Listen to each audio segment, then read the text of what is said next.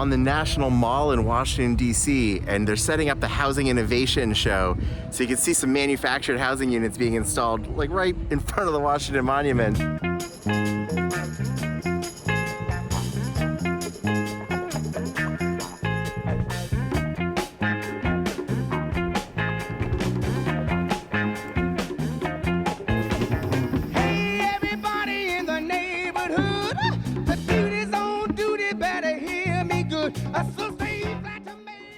I'm in front of a 3D printed unit that's actually made out of recycled plastic.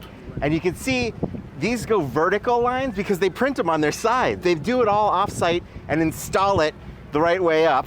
And it gives it this very unique texture compared to a lot of the 3D printing that people are used to thinking about with like the kind of concrete poop lines.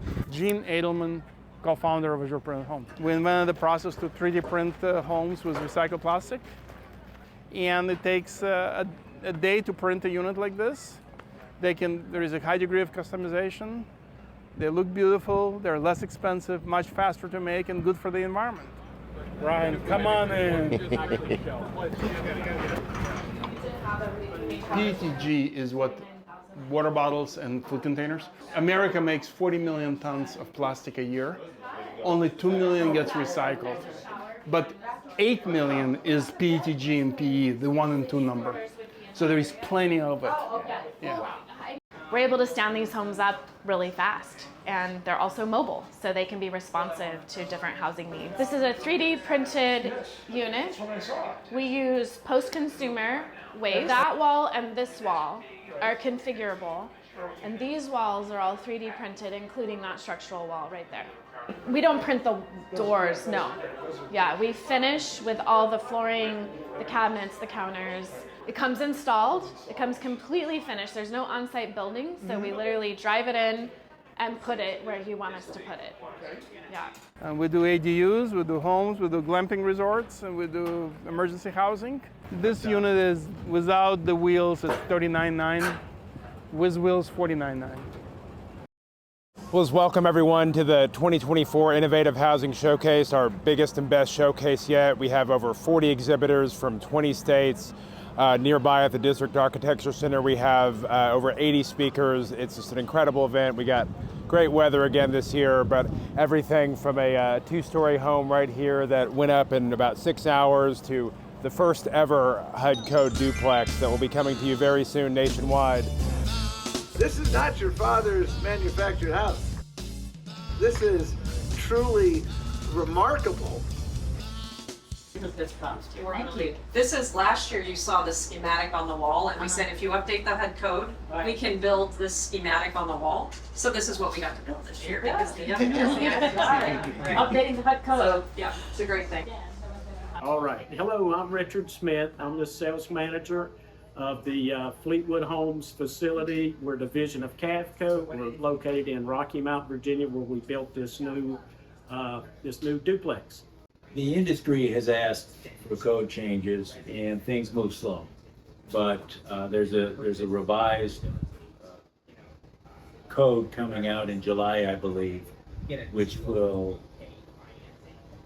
allow multi-section, multi-family manufactured housing to be built under the HUD code. But that's the word. Cool. And one of the ways that we know to bring down costs is to just build more housing. Am I right? Just build more. Build, build, build.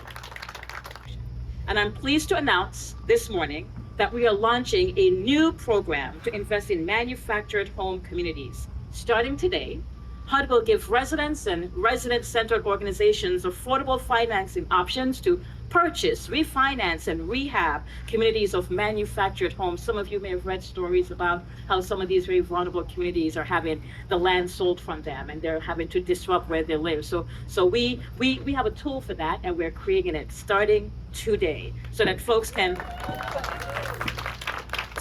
able to stabilize their communities and also keep their communities affordable.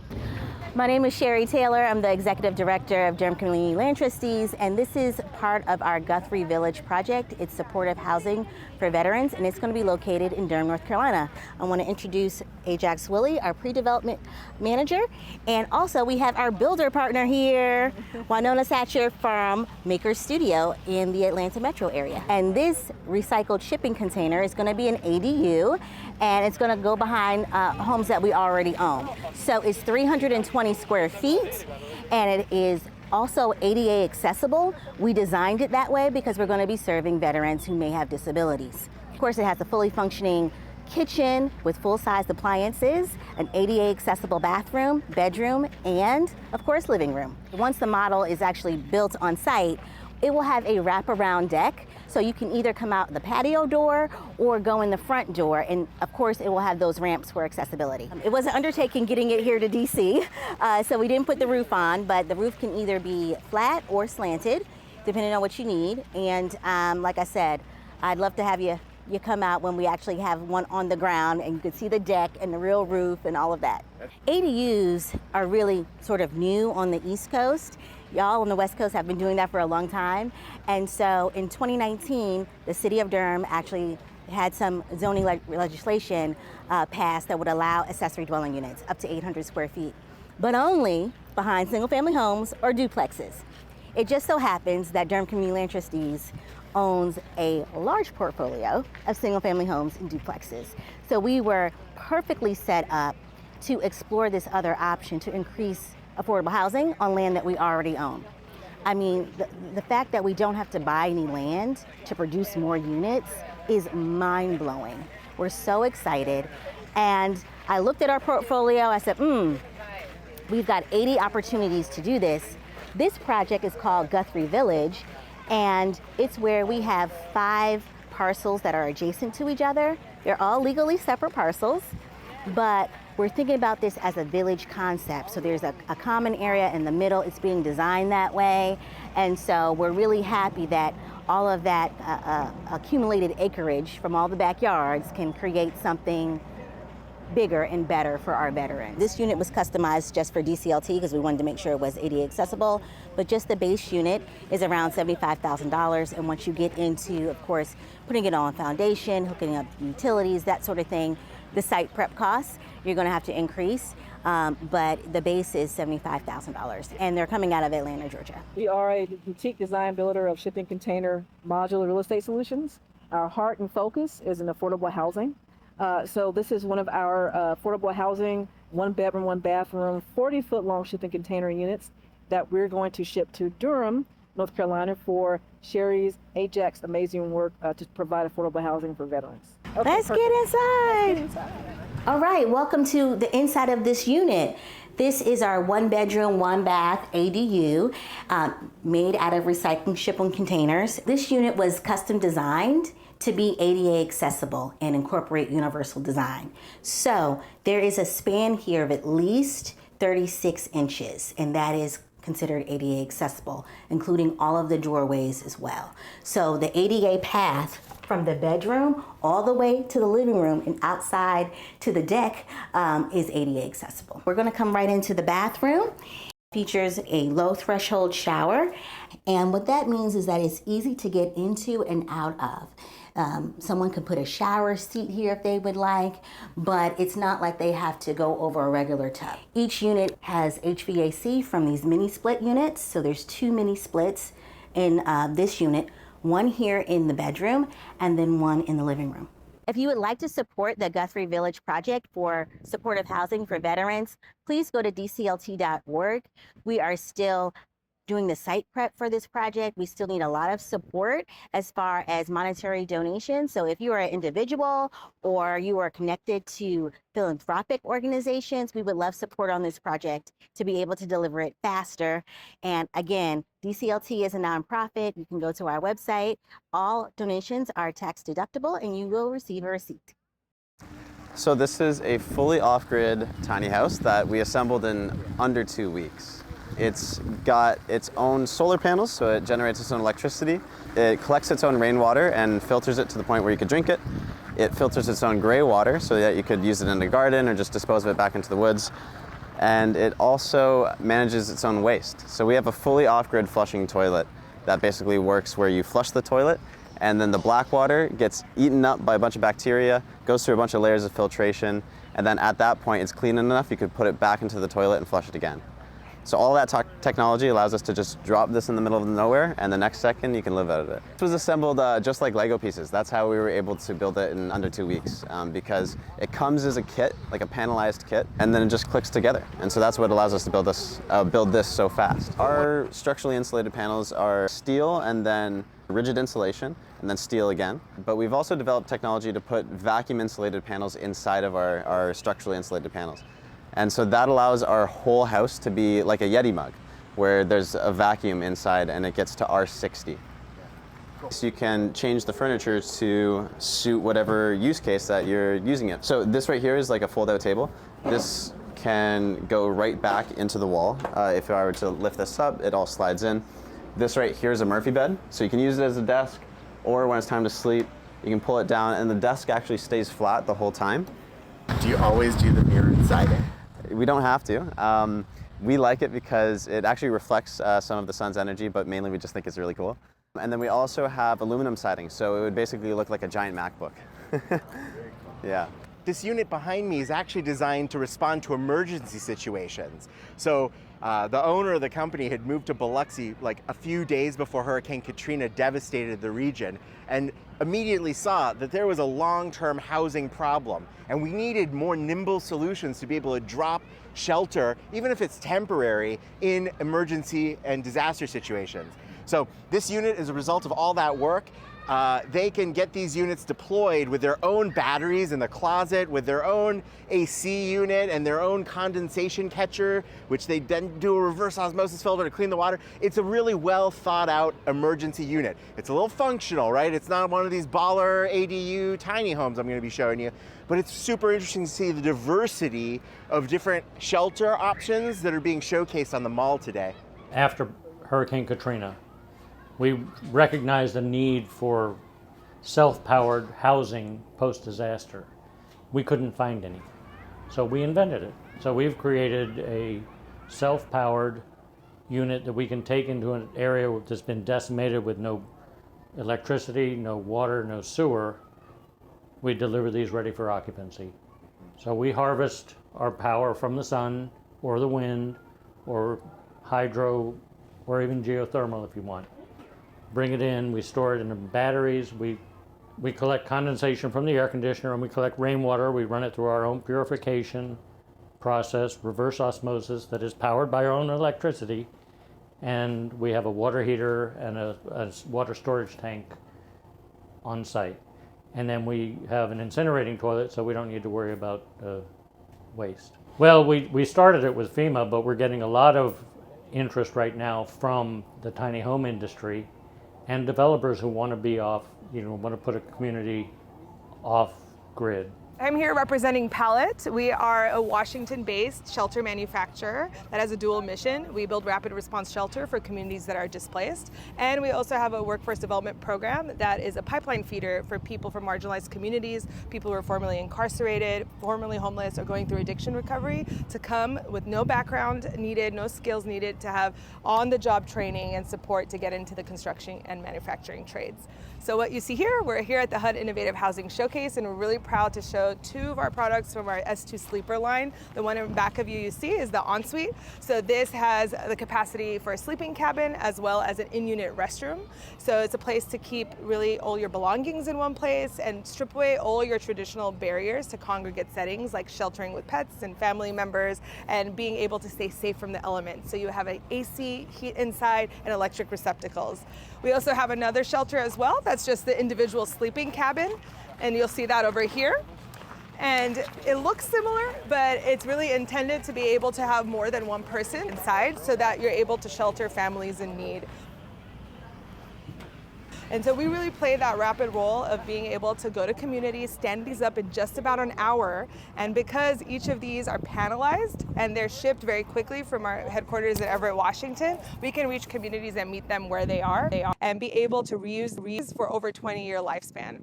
So the populations we serve include people who are homeless, people who are impacted by natural disasters or first responders, migrant refugee populations, as well as mobile workforces. So quite a lot of need out there. You're saying it's panelized, so these white sections Yes. are panels. Yes, they are. And then the metal framing, you just kind of like tilt everything up and bolt it in place in and out. Yes, we do. And we build the panels from our manufacturing facility, and then we flat pack them and ship them on pallets to site. And then our deployment teams, who are the workforce that I was mentioning earlier, are the ones who come up and stand these up together. The biggest community right now is about 180 sleeping cabin community in Chico, California. Chico's new pallet shelter site is seeing success. Homeless guests are looking into housing options and are on the hunt for jobs. So we always have a service provider that's managing the operations of each site. That's actually part of our dignity standards, but the service provider can look different based on the local area. Some are groups like the Volunteers of America, Catholic Charities, others are more housing authorities, some are local church groups. It really depends on what that service landscape looks like, and we have over 70 partnerships that we can bring to the table to help as you think through what that pairing looks like of having dignified shelter as well as the services component, so people are getting both to move on to their permanent path to stability. If a city leader or somebody concerned citizen sees this and like, oh man, this is exactly what my town needs, who should they ask about reaching out to, and who should that person reach out to? Oh yeah, I mean, first visit our website, palletshelter.com, but reach out to any of our team members, and we're very quick with a response because we move as fast as governments and other organizations enable us to. So as you heard, we can stand these up in about an hour, but we've also set up villages in just a matter of days. So we have a village in Columbia, South Carolina. From the first call or email that we got from them, we were able to actually put up the village less than 70 days later. Wow. So talk about collaboration and team effort. We can make it happen very quick, and that's the whole purpose, because streets shouldn't be the waiting room as people are waiting for permanent housing to be built. We want to make sure that we're helping with the urgency that these crises require. It's 16 feet square on 2 levels, so it's 512 square feet. It is built out of eastern white pine, so all natural materials, logs, and its components, so that we constructed this in 5 days. The pine serves as the entire wall system, so the exterior finish, the structure, the insulation, and the interior finish. The 2x6 log would be comparable to R24. The standard, it has a full washroom with a toilet, vanity, and shower. This is the kitchen living room space, and you can see the beautiful view that you get out there on the window. It brings in a lot of natural light. I mean, we have no lights set up, and you see how nice and bright it is in here. It's actually very spacious for 16 by 16 on this floor. This couch is storage. It also pulls out into a bed. This table raises up into a little eating table or working table. For as it sits right now, obviously there'll be some more interior finishes. There's not a whole lot of trim and stuff in it right now, just for sake of the show. But like fully furnished is, I think it's around 200,000 right now, US. This is our 3D printer. We've had it for about 3 months now. Our goal is to do humanitarian aid with it, go and build houses in remote areas that have material acquisition issues, anywhere that they've been hit by natural disasters, and go out there and build sustainable housing that hopefully is going to be there for a long time to come. This is a sample wall section of a outbuilding or a house building. This channel here is where the insulation would go, and in CAD we can make this larger or narrower depending on what R value is needed, depending on the climate that the house is in. This is the structural component of the wall, this little zigzag here. So that's what gives all the wall its rigidity. So this is your outside. Inside, it'll look more like this. It'll be a smoother finish.